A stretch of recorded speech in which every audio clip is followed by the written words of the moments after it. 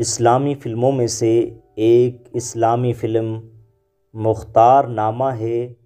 جو کہ حضرت امیر مختار ثقفی کے کردار پر بنائی گئی، جس نے امام حسین علیہ السلام کے قاتلوں سے انتقام لیا، جس میں شمر ابن زیاد، خولی، حرملہ ابن سعد جیسے ملعون امیر مختار کے ہاتھوں وصل جہنم ہوئے۔ اس اسلامی فلم مختار نامہ میں جس شخص نے مختار ثقفی کا کردار ادا کیا، اس شخص کا تعلق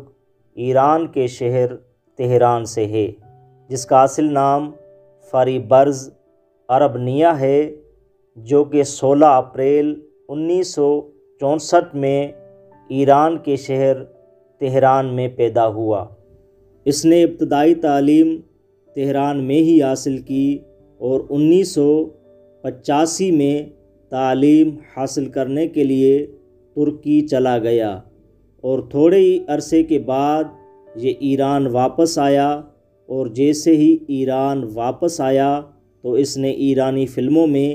ایرانی ڈراموں میں کام کرنا شروع کر دیا۔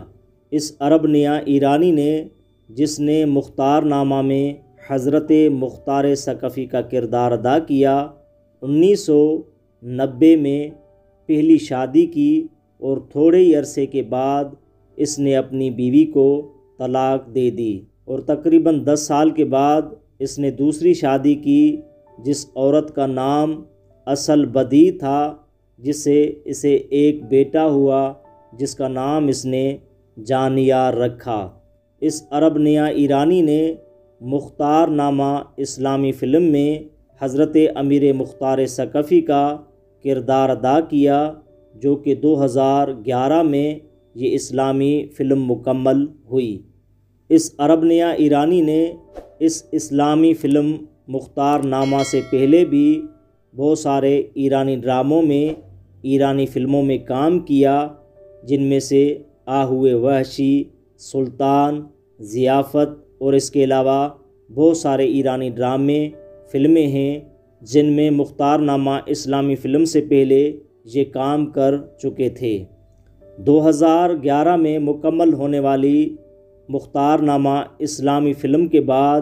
اس نے 2015 میں آخری فلم میں کام کیا۔ اس کے بعد اس نے کسی فلم یا ڈرامے میں کوئی کام نہیں کیا۔ یہ اربنیہ ایرانی، جس نے مختار نامہ اسلامی فلم میں حضرت مختار ثقفی کا کردار ادا کیا،